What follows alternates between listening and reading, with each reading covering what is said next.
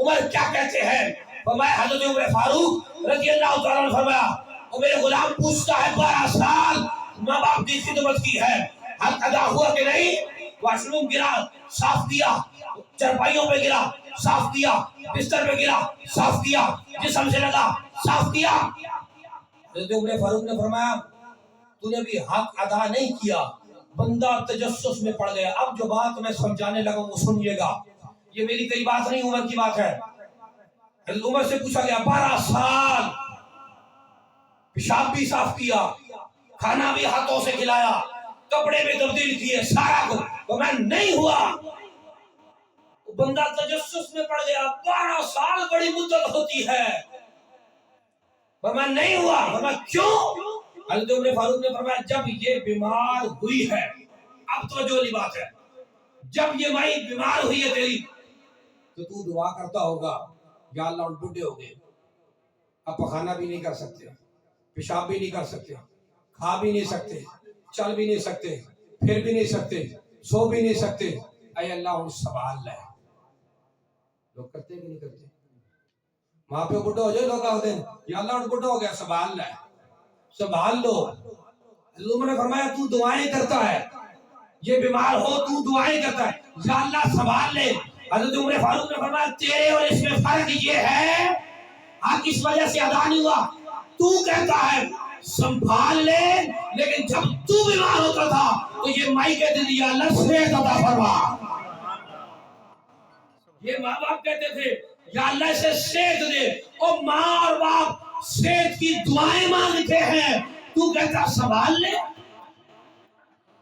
میرے پاس 7 منٹ باقی ہے، میں تھوڑا سا توجہ چاہوں گا آپ کو۔ ان بزرگوں کی خدمت کرو، یہ جو مجھے بزرگ نظر آئے ان کی خدمت کرو، انہیں اپنا نوکر نہ سمجھو، یہ گھر کی رحمت ہے۔ تو بولو بولو، یہ گھر کی رحمت ہے، یہ گھر کی برکت ہے، اور جن کے چلے گئے ان سے جا کے پوچھو، جن کے چلے گئے نا ان سے جا کے پوچھو، وہ راتوں کو اٹھ کے روتے ہیں کاش ماں ہوتی تو دعا کرتی، کاش باپ ہوتا تو یہ کام کرتا، اور جب ہے تو ان کی خدمت کرو یار، ان بزرگوں کی خدمت کرو۔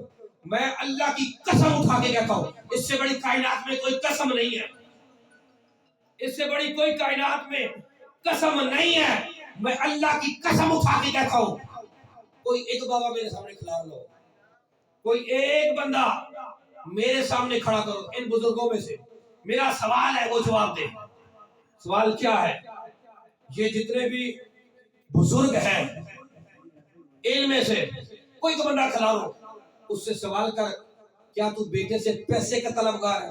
ایسی نہیں، خدا گواہ پتر کو پیسے، ایسی نہیں، میں پتر کو پیسے چاہیے نہیں، کیوں؟ کہ میں نے جوانی میں بڑے کمائے ہیں، بڑھاپا آ گیا تو کیا ہو گیا؟ بیٹے سے کیا چاہیے، بچے سے کیا چاہیے، اولاد سے کیا چاہیے ماں باپ کو؟ اب یہ بات نوٹ کیجیے، ماں باپ کو کیا چاہیے جو ہم دے نہیں رہے؟ آج در بدر کی یہ بزرگ ٹھوکرے کھاتے ہیں، آج در بدر بزرگ گھوم پھر رہے ہیں، کبھی ایک در پہ کبھی دوسرے در پہ۔ میں کہتا ہوں وہ بندہ نوجوان مر جائے یا پھانسی لے لے جس کا باپ کسی کے گھر کے سامنے کسی بندے کے سامنے ہاتھ پھیلائے یار میں 500 دے دے میں روٹی کھانی ہے، غیرت نہیں آتی؟ تجھے اللہ نے جوانی کس لیے دی ہے؟ اس باپ بوڑھے کو تو 2 وقت کی روٹی نہیں کھلا سکتا؟